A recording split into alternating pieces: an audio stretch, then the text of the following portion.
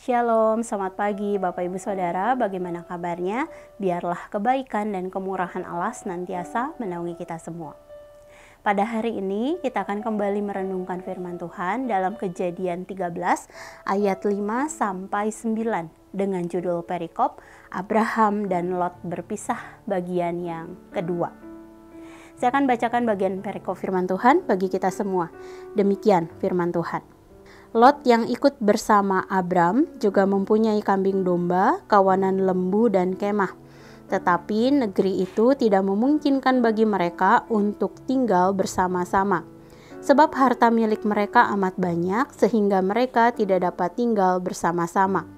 Lalu terjadilah pertengkaran antara para gembala Abram dan para gembala Lot. Pada waktu itu orang Kanaan dan orang Feris tinggal di negeri itu. Berkatalah Abram kepada Lot, "Janganlah kiranya ada pertengkaran antara aku dan engkau, dan antara gembalaku dan gembalamu, sebab kita ini kerabat.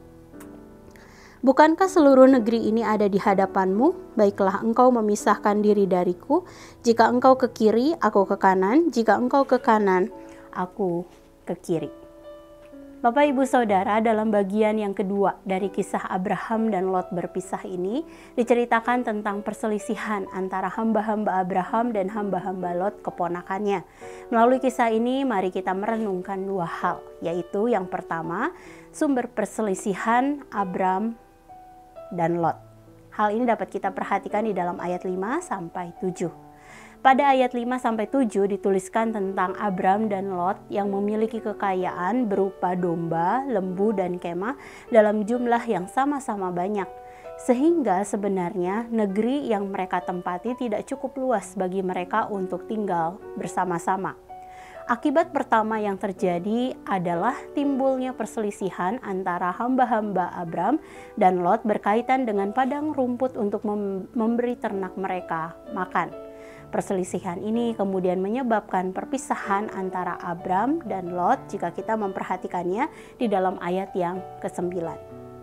Saudara, kekayaan dapat menjadi sumber perselisihan di antara sesama, bahkan kerabat atau keluarga terdekat, karena kekayaan cenderung membuat seseorang sombong dan tamak. Misalnya saja, anak dapat dengan tega membunuh orang tua karena harta. Antara saudara kandung dapat saling mencelakai satu dengan yang lain untuk memperebutkan warisan, atau seseorang dapat dengan begitu kejam menyakiti pasangannya hanya karena asuransi dan lain sebagainya. Dengan demikian, mari kita menjadi waspada dengan harta yang Tuhan titipkan kepada kita. Jangan membiarkan hati kita dikuasai ketamakan yang dapat membutakan hati nurani kita. Lalu hal kedua yang dapat kita renungkan adalah sikap bijaksana Abram dalam menyelesaikan masalah. Abram dan Lot kemudian berdiskusi tentang perkara yang terjadi antara hamba-hamba mereka. Pada ayat 8 kita dapat mengetahui bahwa dengan bijaksana Abram mempersilahkan Lot untuk memilih terlebih dahulu bagian negeri yang mana yang akan menjadi tanah kediamannya. Sikap ini sebenarnya menunjukkan bahwa Abram tidak mempertahankan haknya sebagai pihak yang lebih tua dan mengalah demi perdamaian. Seorang penafsir Alkitab bernama Matthew Henry menilai sikap ini dapat ditunjukkan Abraham sebab ia mempercayai janji Allah bahwa Allah akan memberkati dia dan keturunannya. Hal ini dapat kita perhatikan di dalam Kejadian 12 ayat 2. Saudara, melalui bagian ini kita dapat merenungkan bahwa sikap tidak mempertahankan hak merupakan sikap penaklukan terhadap ego, keangkuhan, serta kemarahan diri kita sendiri.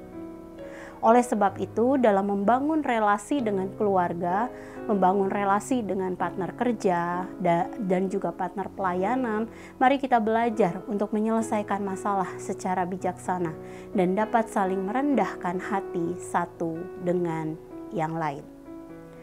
Saudara, mari menenangkan diri kita di hadapan Tuhan dan merenungkan firman yang baru saja kita dengar. Saudara, selama ini bagaimana cara kita membangun relasi dengan keluarga, dengan partner kerja, partner pelayanan, dan lain sebagainya?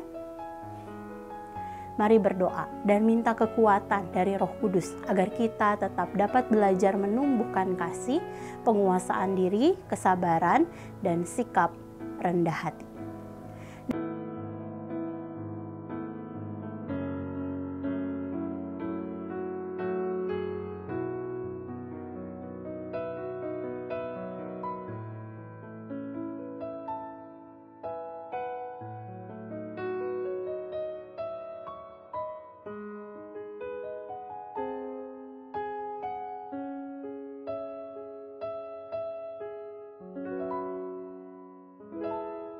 Demikian firman Tuhan hari ini. Mari kita berdoa. Tuhan, terima kasih. Satu hari Engkau tambahkan dalam kehidupan kami. Sungguh kami mengucap syukur atas kebaikan, atas kemurahan Allah dalam hidup kami.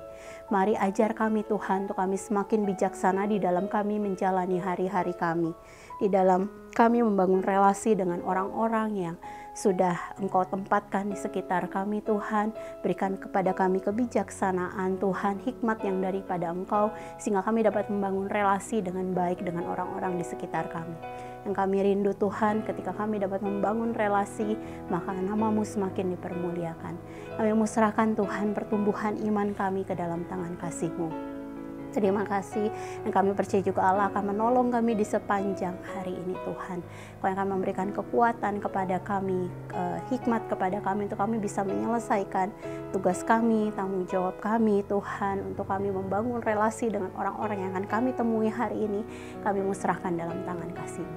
Terima kasih, di dalam nama-Mu Tuhan Yesus kami berdoa, kami mengucap syukur. Haleluya, amin. Selamat pagi saudara, selamat beraktivitas, Tuhan Yesus memberkati.